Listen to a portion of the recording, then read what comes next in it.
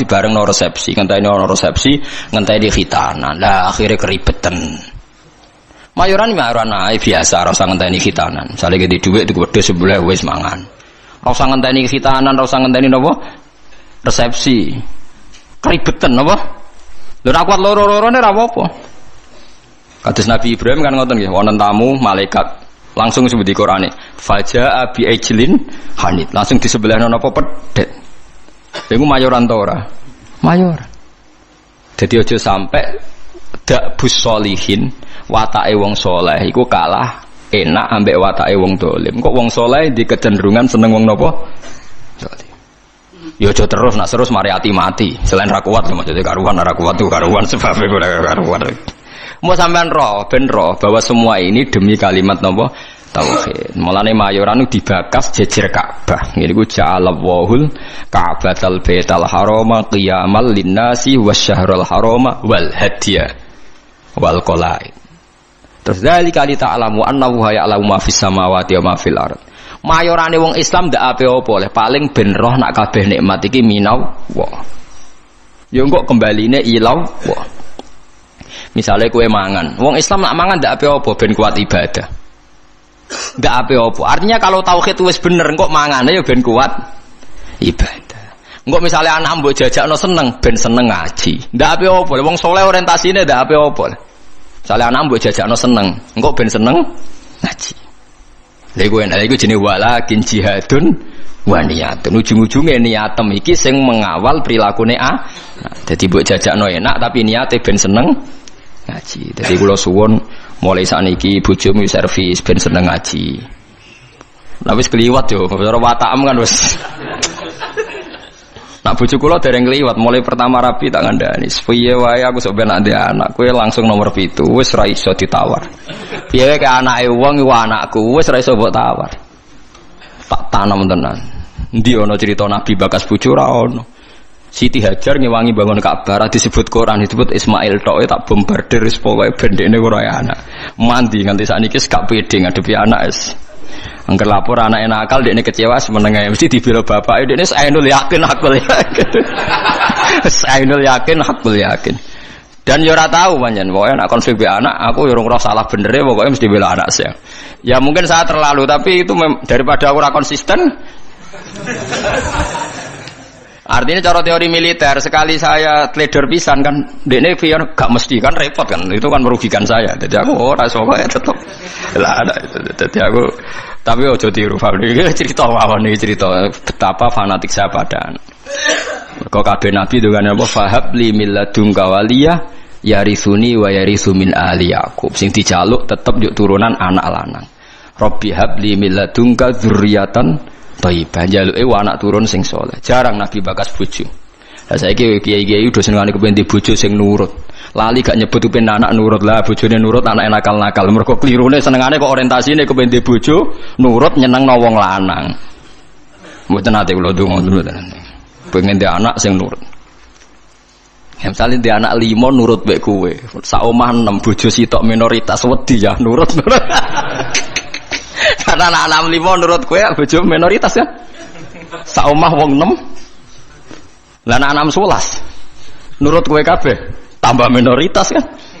Tapi lho kula seneng lho mbek bojo kula. Cuma itu tadi sudah saya didik supaya anak itu nomor 1. Mergo anak niki sok ben sing ndongano. Mulane ning hadis ora nyebut bojomu.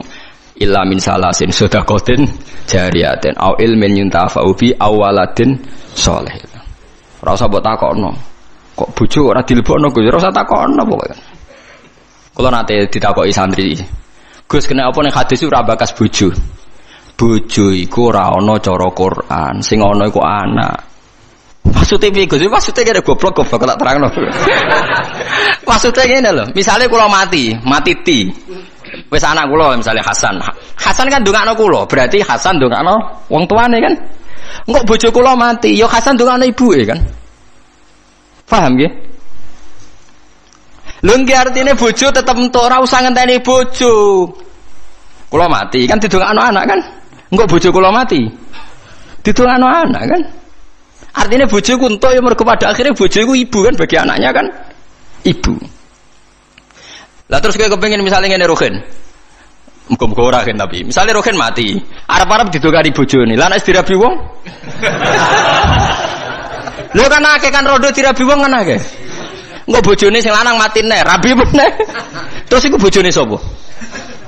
Nah anak ra iso selawase anake iku sirine kena Nabi ra nyebut bojo. Sing jamin nek ejek bojone sapa? Nah anak. Ya anake terus ila yaumil kiamah kan. Sale ke mati, ruhen arep-arep didongakno bojomu. Wong iso urip ae bojone sing dirabi wong. Lah ya pegatan nak terus dirabi wong. Pemene wis apa? Artinya umpama Nabi ngendikan au zaujatin sholihatin tatulah. Ijek bojo ta ora kan? Paham ya? Lho kok berarti do takut istri kata jamaah kasih udah rahasia. Mboten niku tenan nggih, kula suwun tenan nggih. Dadi mulai ngaji niki latih. Anak kita ini sudah punya kalimat napa? Spesial. Rupane kalimat napa? Tauhid. Yang kalimat ini direwangi Allah ngutus Jibril, ngutus Kanjeng Nabi Muhammad, ngutus Mikail untuk kalimat tauhid. Dan kita mendapatkan ini secara gratis dari fitrahnya, gak melalui perang, gak melalui utusan Nabi macam-macam. Kok ora mbok hormati ku piye? Lucune kita sering kecewa hal-hal sing hadzun nafsi. Misalnya anak bukan mijeti ra gelem terus kecewa. Wah, anak ra nurut wong tuwa, oh dasar anak nakal ngene-ngene. Iso ae cara pangeran, oh wong tua goblok, barang ra penting sih dianggap penting. Lah pangeran ngendikane ngono piye? Aku yakin pangeran ning aras ngendikane ngono. Oh, dasar orang tua bento, barang ra penting sih dianggap penting. Ayo nak pangeran takokane ngono piye? Dan mungkin kan? Karena Allah ngekek hak cacilik dolanan karwar rufi alqalamu an salasin. Wong telu ora kena dihisab. Cacilik nganti balik ayo jelas dijamin hukumnya pangeran. Ora kena disalahno. Pangeran sing pangerane ra iso nyalahno perkarane dijamin. Cacilik ra salat pangeran nyalahno ta ora? Mboten kan? Cacilik udo pangeran nyalahno ta ora? Mboten kan? Kowe trimo bapake. Aku yakin wong tak omongi ngono dugu ya. Aku yakin pangeran ning aras ngendikane kowe wong tua goblok. Barang ra penting jadi dianggap apa? Penting. Sore Gus ra gelem wadus bocah kok. Cara pangeran ora penting. Akhirnya mulai rubah. Bareng rubah sing anakku teperan akal anak jiran bedok kaya ora ngono. Pokoke iki ajaran iki tanamno. Tapi mulai do mikir ya, mulai populer aja leruan mulai populer. Tapi kalau tidak tahu apa orang-orang itu ngenyek saya apa setuju tidak tahu. Tapi mulai jadi guyon. Jogeman nyentak anak, cara Gus Bakmal, mari kualat. Tapi wong tua aja nyentak anak, mari apa? Kualat. Jadi Gus Bakmal maksudnya apa ngenyek apa setuju raro. Tapi mulai mikir, yang jelas apa kita mulai dipikir. Tapi insya Allah sesuai sudah setuju. Insya Allah lama-lama ngerti bombardir terus ditutur-tutur. Sesuai apa? Setuju. Nak kula setuju dini, pun setuju dini. Ke sarah kula nggih hadise gini kok anak saleh sing ndongakno para nabi ngene apa wa ja'alaha kalimatam baqiyatan apa fi aqibi. Mulane Nabi Isa iku ora iso afdal kaya Nabi Muhammad. Mergo boten gadah dzurriyyah, mergo boten gadah napa? Dzurriyyah. Dadi termasuk beja-bejane tiyang niku sing gadah napa? Dzurriyyah. Nah soal sampean mikir engko nang dzurriyahe nakal-nakal ngene. Wis ta. Selagine aja ana kalimat tauhid ki aja bakas nakal teman-teman. Semoga-moga disepuro pangeran. Piye wae wong sing lafal tauhid duwe alasan disepuro pangeran. Senajan to tahu salah. Nah, kalau enggak percaya baca di kitab Tobaqatul Auliya yang dikarang Imam Sya'rani. Beliau kalau nafsirkan ayat ini begini yang sering sampean pakai tahlil. Fa'lam annahu la ilaha illallah wastaghfir li dzambika walil mu'minina wal mu'minat. Niku dawuh Hasan As-Sadili nak nafsiri ngeten. Fa'lam annahu la ilaha illallah wastaghfir bidzalikal kalimat. Setelah kamu tahu la ilaha illallah, mintalah ampun karena kalimat itu. Karena siapapun yang lafadzkan kalimat itu, mbok dosa kaya apa mungkin disepuro. Karena berarti dekne gak musyrik. Beda ambek wong dosa gak duwe kalimat iku, neraka selawase lawas. Mergo innallaha la yaghfiru ayyushraka bihi wa yaghfiru ma duna dzalik. Saya itu sampai nangis maca kitabnya. Jadi kula pahalane nggih oleh Hasan Sane. Fa'lam annahu la ilaha illallah wastaghfir li dzambika bitil kalimah. Artinya siapapun yang sudah kadung lafaz la ilaha illallah berhak disepuro. Buktine apa sing ra nglafadzno iku ora iso disepuro kan karena dianggap syirik. Artinya kalimat iku wis degja ya wis napa? Degja ya. Artinya anak-anak selagine di tauhid kok salah-salah lah mungkin disepuro mergo barokah kalimat tauhid. Mergo sing ra iso disepuro sing duwe dosa syirik. Artinya sing lafal la ilaha illallah ora napa? Syirik. Mulane dari Hasan Sadali wastaghfir dzambika bitil kalimat. Paham ya? Bitil apa? Kalimat. Karena tanpa kalimat itu dosa kita tidak bisa napa diampuni. Karena kita berarti di dosa napa? Syirik. Artinya kena bayang anak putumu sampai nakal-nakal kaya bapake kaya bae misalnya kan berarti lah jong pokoke kowe tak titipi kalimat napa?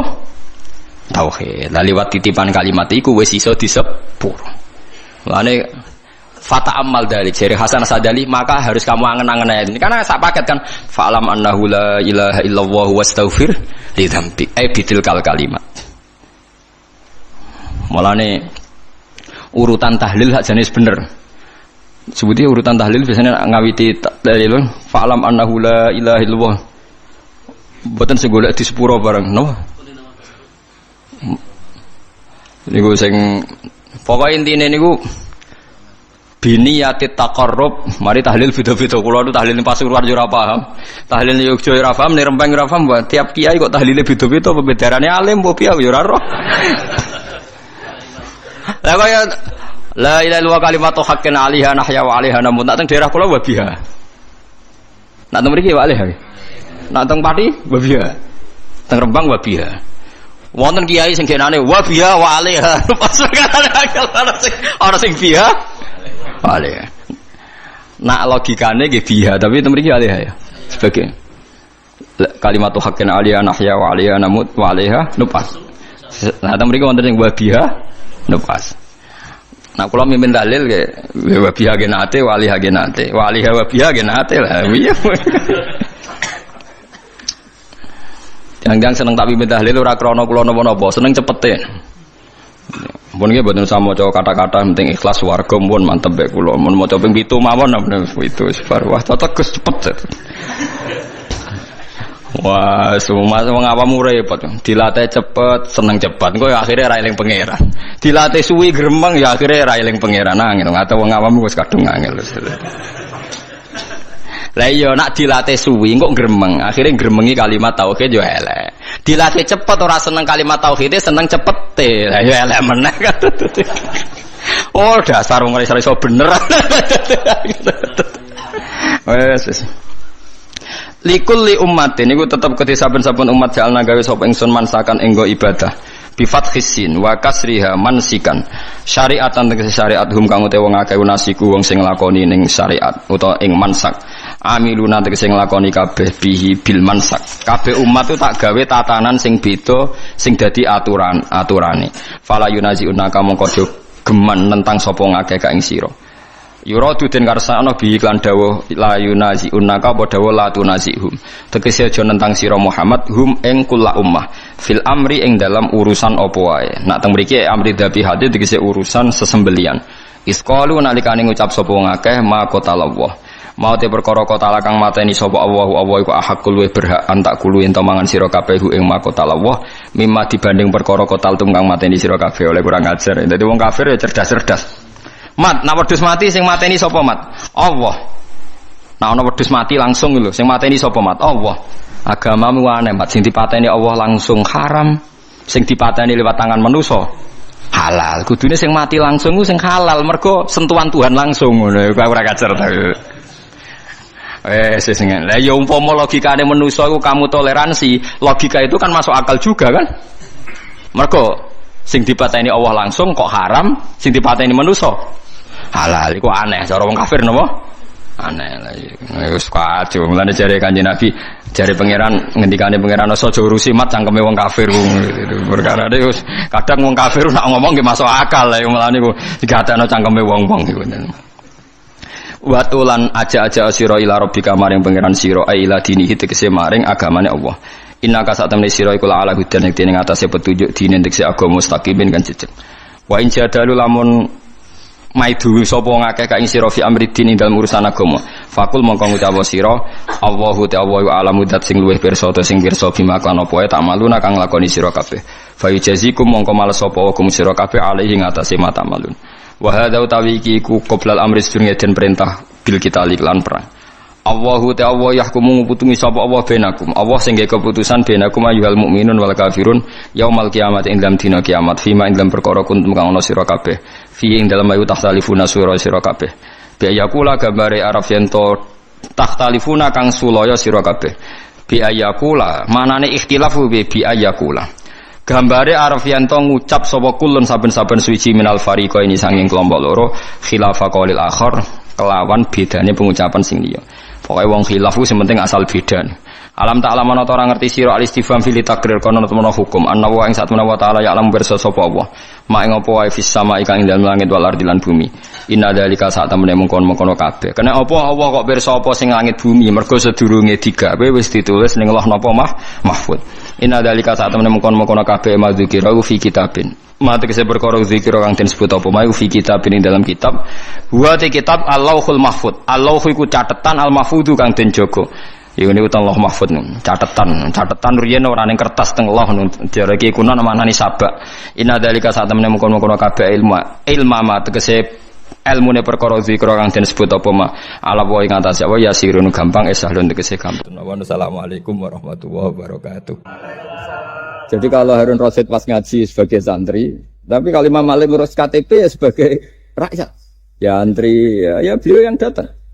Jadi itu sudah ada percontohan hubungan yang sangat elegan, yang sangat saling menghormati antara seorang umara, yaitu zaman itu Harun Ar-Rasyid dengan Imam Malik. Padahal kitab Muwatta itu kitab yang sangat luar biasa. Akhirnya suatu saat anak-anaknya Harun Rasyid itu disuruh ngaji. Niku penggaweannya niku pekerjaannya itu suruh bawa kendinya Imam Malik kalau mau wudu. Pernah suatu saat Imam Malik wudu yang mengucurkan air itu putranya Harun Ar-Rasyid.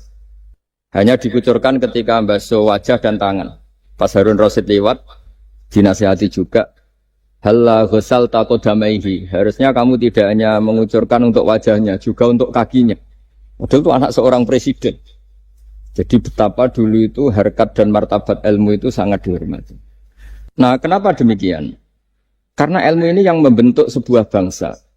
Jadi kalau kita berpikir jernih ya, oke kita ada BNN ya, polisi yang nangani narkoba, terus ada beberapa jabatan atau institusi negara yang bisa mengawal kecurangan. Misalnya ada KPK, ada BPK dan sebagainya. Tapi tanpa masyarakat dibentuk kiai dan dibentuk norma-norma agama, itu capek. Mayoritas orang tidak mencuri, itu ya barokahnya dididik kalau mencuri itu dosa, kalau nanti masuk neraka. Sebelum ada KPK dan BPK, itu orang tidak nyuri ya sudah banyak. Karena memang tidak nyurinya itu faktor agama, bukan karena takut KPK. Artinya tanpa agama, tanpa nilai-nilai norma, itu nggak bisa kebayang Indonesia. Karena orang nanti nggak maksiatnya atau nggak salahnya itu takut aparat, bukan takut Tuhan. Makanya kalau guyonan anekdot khas itu ada orang melanggar rambu-rambu, ketangkep polisi. Kamu tidak tahu kalau ini larangan? Ya tahu Pak. Kenapa tetap melanggar? Karena tidak tahu Bapak di sini. Itu menunjuk polisinya. Itu khas Indonesia. Jadi kalau nggak melanggar itu karena takut aparat, bukan karena kesadaran hukum. Tapi kalau urusan rambu-rambu itu seperti itu. Tapi kalau urusan orang tidak zina, tidak maling, tidak korupsi, itu hampir mayoritas orang Indonesia. Itu karena takut azab Allah atau takut dosa. Sehingga di desa terbelakang yang enggak terjangkau polisi atau di daerah-daerah yang sangat terpencil, itu perilaku leluhur, yaitu tidak nyuri, tidak zina, tidak apa, itu ya tetap jalan. Karena mereka memang dididik oleh agama. Sehingga keinginan kita terbesar adalah bahwa sesuai konsep Imam Ghazali, al-ulama wal umara tau'amani. Jadi ada sinergi lah antara ulama dan umara. Dulu biasa raja-raja itu ngaji sama ulama. Tapi ulama juga biasa antri di kerajaan untuk ngurus administrasi negara. Jadi beliau-beliau ya bisa sebagai rakyat, tapi juga sekaligus sebagai guru. Karena beliau-beliau ini orang-orang yang bisa menanggalkan egonya. Lalu kenapa kerajaan dulu itu begitu kuat? Ada contoh paling populer dalam mengelola negara, yaitu Umar bin Khattab. Itu Sayyidina Umar bin Khattab. Itu bajunya, jubahnya itu ada 12 jahitan, saking jeleknya. Jadi saking jeleknya itu 12 jahitan. Ada pernah seorang kiai yang cerita, ketika Baitul Maqdis itu ditaklukkan oleh pasukan Umar, itu beliau harus naik unta dari Madinah sampai Yerusalem. Karena kerajaan yang ditaklukkan itu membayangkan Umar itu seorang presiden, seorang khalifah pasti wah. Itu ternyata pas sampai gerbang Yerusalem itu Umar itu yang nuntun unta. Karena ketika unta itu hanya satu, sama pengawalnya bilang, saya mau naik unta asal gantian. Ya 2 kilo Umar naik, 2 kilo ajudannya yang naik. Sampai Pak. Lepas mau pintu gerbang, itu pas giliran Umar yang nuntun. Kata ajudannya, kali ini jenengan yang naik saja. Enggak, saya enggak mau bohong. Jadi yang disambut ya ajudannya. Karena ajudannya pakaiannya lebih bagus, dan Umar pakai tadi, jubah yang berjahit 12. Jadi betapa orang-orang dulu itu ketika jabat, itu malah tasawuf. Karena tadi dipandu oleh agama. Setelah itu ada beberapa sahabat yang usul. Ada pesta gitu, karena ini hari kemenangan. Kata Sayyidina Umar, Inna Allaha ta'ala ayyara qauman faqala adhabtum thayyibatikum fi hayatikumud dunya wastamta'tum biha. Di antara kritik Allah kepada orang-orang yang enggak benar adalah jatah kenikmatan kamu sudah kamu habiskan di dunia. Maka di akhirat sudah ada jatah. Maka kata Umar, astabqi thayyibati. Jatah-jatah kenikmatan saya biarkan utuh. Maka tidak saya nikmati sekarang. Nah makanya ini saya sekaligus minta sama BUMN, pokoknya gak usah lah ngundang saya, ribet. Selain ribet ya soalnya ngaji saja. Saya ini jadi kiai itu ya bingung. Ya sering dihormati orang, dicucuk, kadang disangoni. Kalau kadang ya mikir, nak jatah kuntek terus piye. Makanya saya tuh ya sering ngebes, ya biasa saja hidup saya. Karena saya tidak ingin jatah saya ini habis. Tapi kadang-kadang orang itu ingin berlebihan menghormati kiai. Saya berkali-kali bilang, ketika ada orang menghormati saya itu yang repot saya. Yang menghormati benar karena menghormati kiai. Tapi kiainya yang masalah kan. Kalau tidak bisa ngelola hatinya jadi tamak, jadi gitu. Makanya ini kan ya sudah saya tetap sebagai kiai ngajarkan ikhlas. Makanya guyonan di kitab-kitab dulu. Kalau ada orang cantik sowan kiai itu kata kiainya, saya yang bingung. Kamu melihat saya ibadah, saya melihat kamu masalah. jadi tapi kalau kiainya agak soleh ya enak sama-sama seneng kan. Masalahnya kita ini soleh, paling enggak berusaha soleh. Ya jadi kalau Pak Aryo sowan sini itu dia benar, sudah sopan lah sama kiai, beliau pejabat sopan. Saya yang masalah kan. Misalnya saya ke Jakarta terus ingat Pak Aryo ingin difasilitasi, saya kan jadi repot. Makanya kemungkinannya kecil, kalau saya ke Jakarta tak hubungin itu kecil dan tidak perlu tersinggung. Saya selama ini ya sering ke Jakarta ya biasa. Saya hampir per 3 bulan atau 4 bulan datang ke pondoknya Pak Kures. Ya jarang hubungi pejabat. Ya sudah kalau mau ngaji. Nah kenapa saya menekankan ikhlas? Karena ini kan acara khataman. Di antara pokok dari ajaran Quran adalah wa ma umiru illa liya'budu waha mukhlishina lahuddin. Jadi kalau sudah berani beragama ya kita harus ikhlas. Dan saya berkali-kali bilang ikhlas itu mudah. Harus dilatih. Saya berkali-kali memberi analogi itu gampang sekali. Lama sekali kita bilang kalau yang putih itu putih. Lama sekali kita bilang yang hitam itu hitam. Itu tidak ada yang gaji. Kenapa kita mengatakan tembok ini putih? Karena memang putih. Kenapa orang mengatakan peci itu hitam? Ya karena memang hitam, itu tidak ada yang gaji. Dan semuanya ngomong seperti itu. Tapi pas Anda ngomong Allah itu Tuhan, minta masuk surga. Pas hubungan dengan Tuhan itu selalu tidak ikhlas. Padahal kita biasa ngomong hakikat ini ikhlas. Kita ngomong tembok ini putih ikhlas, ngomong peci hitam itu. Pas ngomong kalau Allah itu Tuhan, minta surga. Padahal bedanya apa? Hanya sama-sama ngomong, mengatakan sesuatu yang nyata. Sehingga saya berkali-kali bilang, dan ini akan saya kampanyakan sampai saya mati. Di antara gejolokan Allah sama orang soleh. Jadi orang soleh itu nanti juga digojlok sama Allah. Kenapa kamu nyembah saya? Karena saya ingin masuk surga ya Allah.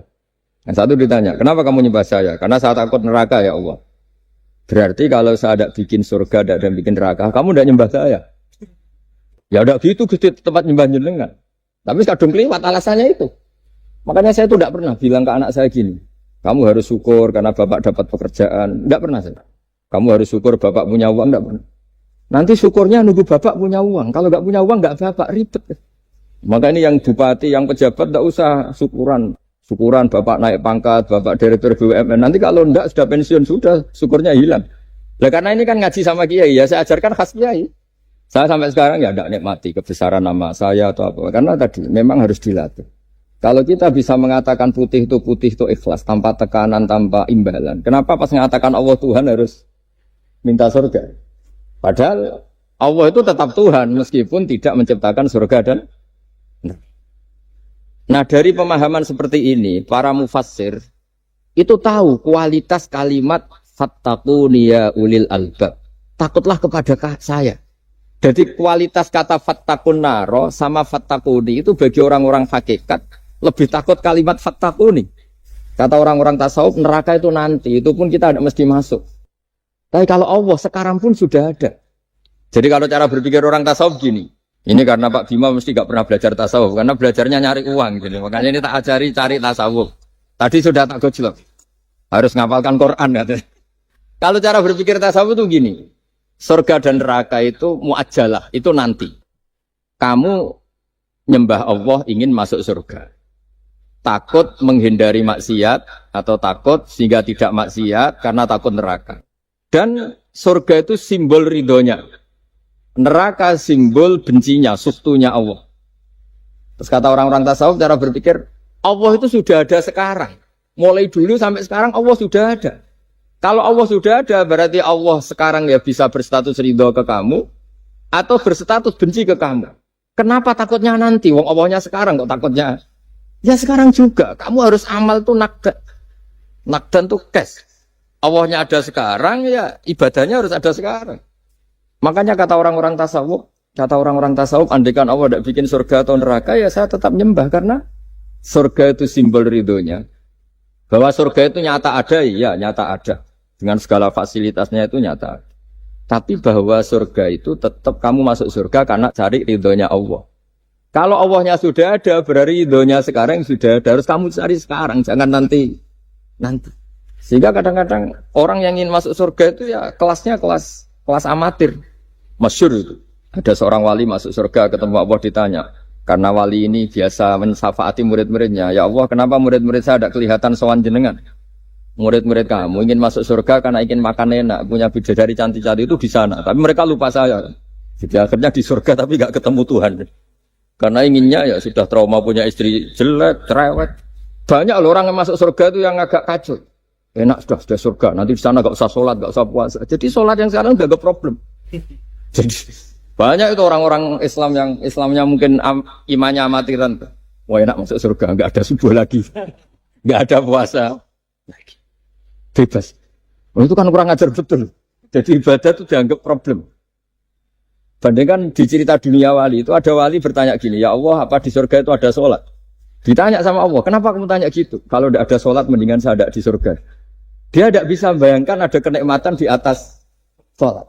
Nah kalau jenengan kan nggak bisa membayangkan kalau di surga masih disuruh sholat. Sampai sekarang aja kita tahu berhentinya sholat itu kapan. Kalau sampean tanya gitu, kalau ingin berhenti sholat nggak wajib, majnun. Jadi orang gila langsung nggak wajib. Jadi artinya harus dilatih ilmu-ilmu tasawuf seperti ini supaya hidup itu nyaman. Hidup itu nyaman. Dulu Pak Imam ini ada Pak PJ Rembang. Itu dulu ada seorang raja didatangi ulama. Gimana cara saya tidak nikmati jadi seorang raja? Ulama itu nasihatinya gampang. Dia omongin gini Pak Aryo. Pak Raja, kalau kamu di Sahara, di padang Sahara, kemudian Anda kehausan. Kalau tidak minum satu gelas air, Anda mati. Apakah? Terus kemudian yang punya air bilang gini, kamu tak kasih air, tapi syaratnya kerajaannya kasihkan saya. Kamu kasihkan apa milih mati? Wah ya milih dikasih air. Mendingan nggak jadi raja tapi hidup. Terus la tafrah bimulkin la yusawi kak samain. Kamu jangan bangga dengan satu kekuasaan, dengan satu kerajaan yang nilainya sama dengan segelas air. Akhirnya dia terjadi raja yang soleh karena ternyata apa? La yusawi kak samain, tidak sama atau ya nilainya itu masih kita-kita yang rakyat yang tidak jabat. Misalnya masyarakat, itu ya harus berpikir gitu. Orang tidak jadi bupati tetap hidup, tidak jadi pegawai BUMN tetap hidup. Tapi kalau nggak minum air itu mati. Dan rata-rata rakyat itu bisa minum air. Artinya apa? Kita dan mereka itu sama-sama punya nikmat yang pokok, yaitu sadur rumki, nikmat yang bisa mempertahankan kehidupan. Jadi nikmat selain itu tidak pokok. Sehingga orang itu bisa jadi wali. Jadi ini resep jadi wali. Jadi wali itu tidak harus tirakat dalail terus gak pernah makan nasi itu enggak, itu keberatan. Jelas sebagai ibu nggak mau itu, mesti nggak mau itu. Mesti tidak mau. Ya agak mau ya agak bakat. Jadi sudah pasti tidak mau. Karena ini saya tahu banyak tentang beliau. Pak Aryo itu bin selamat. Dulu abahnya itu ditobatkan Gusmi. Dingertikan agama oleh Gusmi. Karena beliau ingin tetap mencintai Kiai, terus korbannya saya. Karena Gusmi meninggal, terus mahabbahnya diarahkan ke saya. Tapi saya berdoa supaya diarahkan ke banyak Kiai lah. Supaya saya tidak jadi objek sasaran. Nanti juga repot ini. Saya itu sering disewani orang dari Kalimantan, Sulawesi, saya ingin idolakan jenengan, saya ingin dekat dengan jangan. Ya sudah lah, pakai kiai lokal di sana aja. Jadi sampai tidak ganggu saya, terus kiai lokal di sana juga tidak mahjub oleh saya. Kata saya. Saya teruskan. Jadi dulu para raja itu dilatih oleh ulama, termasuk dilatih begitu. Kamu punya kamar 1000, kalau tidur per 5 menit ganti kamar. Karena eman sudah dibikin kok nggak dipakai. Nggak juga, punya kamar 1000 yang dipakai hanya 1. Ngapain punya 1000 yang dipakai hanya punya baju 1 lemari, yang dipakai hanya 1. Apa mentang-mentang bajunya 5 terus pakai rangkepan sampai 5. Punya mobil 5 yang dipakai ya. Jadi orang dulu itu dilatih sebegitu. Sehingga dulu itu tidak ada raja kecuali punya penasehat. Zaman belum Islam ada resi, kalau setelah Islam ada ulama. Sehingga mereka bisa menertawakan kerajaan. Maksudnya dianggap biasa. Ada seorang raja ditanya ulama, khas seorang raja itu apa? Merintah tidak bisa diperintah. Terus si ulama ini tiap pagi itu datang ke atas gunung, cari tempat paling tinggi terus mutola'ah kitab. Setelah mutola'ah kitab ya wasik ya. Kayak saya kalau belajar ya asik. Ngalang-ngalain jagungan sama pegawai BUMN kalau saya sudah belajar. Terus dia bilang, enaknya apa jadi raja? Saya di sini nggak ada yang memerintahkan saya. Berarti saya dengan raja sama. Dan kelebihan saya juga tidak ada yang ganggu. Kalau raja masih banyak yang ganggu. Artinya bisa mengolah. Kalau sekarang enggak. Banyak kiai yang melihat pejabat itu kayak gimana. Wong kok mulyane ngono. Buka pintu aja enggak pernah. Mulyane kayak gitu. Yang jenis ini dia rugi. Sudah iri. Enggak punya kenikmatan sendiri. Ulama dulu itu bisa mengelola kenikmatannya sendiri. Dengan cara seperti itu. Makanya masyhur Sayyidina Ali itu kalau malam. Itu diantara sebab beliau tambah dekat sama Allah. Itu diantara wiridannya itu bukan kayak wiridan kita itu enggak. Wiridannya begini. Ya Allah, kafani izzan an takuna li robban wa kafani fakhran an akuna laka abdan. Saya sebagai manusia ini sudah sempurna. Punya Tuhan engkau. Tuhan yang maha dahsyat, maha top. Kayak apa nyesalnya saya kalau punya Tuhan hanya sebuah batu. Hanya pahatan batu. Atau Tuhan yang mati, atau Tuhan yang kelaparan. Wa kafani fakhran an akuna laka abdan. Dan saya ini bangga karena jadi hambamu. Jadi orang dulu itu nyembah Allah itu tidak harus dengan kalimat subhanallah akbar. Tapi punya kesimpulan yang menjadikan mereka ini nyaman dengan Allah. Abu Yazid Al-Bustami itu diangkat jadi wali setinggi-tingginya. Itu diantaranya, kalau wiridan bilang gini. Ya Allah, kenapa engkau ngasih makan saya? Ini aneh. Kenapa engkau ngasih minum saya itu aneh. Di mana-mana orang memberi itu ada kepentingannya. Misalnya majikan, bayari karyawan karena ada kepentingannya. Malah kalau di fikih itu agak absurd. Fikih itu hubungan suami istri itu agak kacau kalau dalam fikih. Lelaki itu tidak wajib nafkahi istrinya kalau tidak ngasih. Jadi kayak agak-agak transaksi. Dan istrinya punya hak nggak mau diajak kalau nggak dikasih nafkah. Jadi makanya dulu Mbah Mun tuh kalau ngajar saya fikih itu ngajari wong perhitungan. Jadi maksudnya wong ambek bojo kok perhitungan. Tapi di mana-mana hubungannya orang tuh begitu. Wong kenal kiai, nak orang mloro kiai diatur ngene iki ora marem. Singkat cerita Bu Yazid itu tuh, ya Allah engkau zat yang luar biasa. Engkau tidak butuh saya tapi ngasih saya. Ini fenomena aneh. Di mana-mana orang ngasih itu ada kepentingannya, apalagi pilkada. Wah, itu tambah banyak kepentingan. Artinya dia bisa mensifati Allah dengan cara yang enggak kebayang orang lain. Allah itu tidak butuh kita. tanpa kita ya sudah jadi Tuhan, tapi ngasih kita. Apa ya Allah alasan kau mengasihi saya? Wong saya engkau tidak butuh saya. Di mana-mana orang ngasih itu kan karena butuh. Misalnya kamu ngasih anak, apapun alasan ikhlas Anda ini karena nyaman. Anak ini menjadi hiburan. Tetap seneng ya. Ada unsur kamu itu dapat timbal balik, setidaknya seneng. Atau ngasih rival politik kamu, setidaknya ya karena safety lah kata tadi Pak Ari. Bergak beruntak teman-teman. Pokoknya ada kepentingan. Tapi Allah ini zat yang nggak punya kepentingan, kemudian tetap ngasih. Dari situ terus dia punya cara mencintai Allah. Jadi wali-wali dulu itu punya cara untuk mencintai Allah. Dengan cara seperti itu.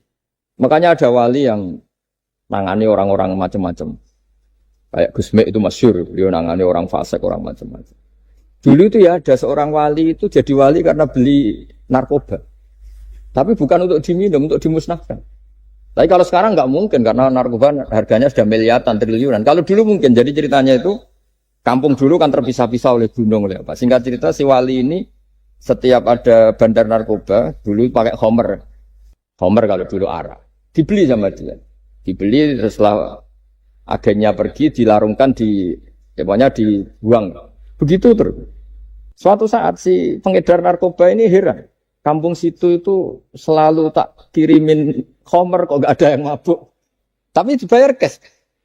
Malah masih orang ini meninggal wangi. Ternyata dia tidak ingin kampungnya itu mabuk. Sehingga dicegat di jalan supaya homer ini tidak sampai ke kampung.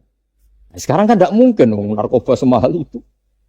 Tapi apapun itu kembali ke ulama dan umaro. Alhamdulillah di Indonesia itu ulama ya mati-matian supaya generasinya tidak terlibat narkoba dengan cara ditakutkan neraka. Umarok juga melakukan itu dengan cara ditakutkan penjara. Ini yang kita sama-sama ulama wal umarok apa? Tahu aman. Kita kerjasama dengan kapasitas masing-masing. Jadi penting sekali ngaji seperti ini supaya kita tahu bahwa khazanah-khazanah kita tentang dekat sama Allah itu macam-macam. Ini khusus ijazah ini sama Pak Bima Pak Arya itu. Dulu Kiai Hamid Pasuruan terkenal wali. Dan di antara wirid dan dzikir wal filin ada beberapa kata yang dari Kiai Hamid. Jadi dzikir wal filin itu kalimatnya utamanya dari Gusme, Mbah Ahmad Siddiq, tapi ada beberapa kalimat yang dari Kiai Hamid Pasuruan. Saya tahu banyak lah karena bapak saya juga temannya Gusme dan mbah saya kandung sepupu sama Mbah Hamid. Itu kalau ada orang sepuh-sepuh Pak Bima kayak jenengan Pak Aryo disuruh ngapalkan Quran. Ya mereka protes. Masa saya hafal, Pak? Sudah lah pokoknya ngapalkan. Ada yang 2 juz mati, 1 juz mati. Karena ya sudah sepuh. Suatu saat ada ulama yang tanya, kenapa Mbak Hamid? Biar kamu dalam perjalanan di dunia tercatat ini bercita-cita hafal Quran. Sehingga kalau mati berstatus man salaka thoriqan yaltamisu fihi ilman sahalallahu lahu thoriqan ilal jannah. Orang yang mati berorientasi ingin ngaji. Tapi kalau kamu tidak punya orientasi ngaji kan di otak kita andaikan direkam Allah. Loh coba hati kita andaikan direkam Allah. Ingin kaya, ingin punya gunung, ingin punya alpat, ingin punya ini itu. Coba kalau itu nanti disetel di akhirat. Tapi kalau kamu ingin ngapalkan Quran kan setidaknya pas disetel ya keren. Ingin hafal Quran meskipun tidak hafal-hafal gitu. Ingin hafal itu. Meskipun nanti kalau malaikatnya drengki ditambahin meskipun. Tapi insya Allah malaikat ada yang drengki. Tapi andaikan kita nanti tidak punya cita-cita ngaji, itu rekaman kita hanya itu. Ingin mapan, ingin kaya, ingin menguasai dunia. Betapa malunya kita kalau rekaman itu kita dengar di depan Allah. Padahal nanti niat ini yang dihitung. Faman kanat hijratuhu ilallah wa rasulih fa hijratuhu ilallahi wa rasulih. Orang yang orientasinya hijrah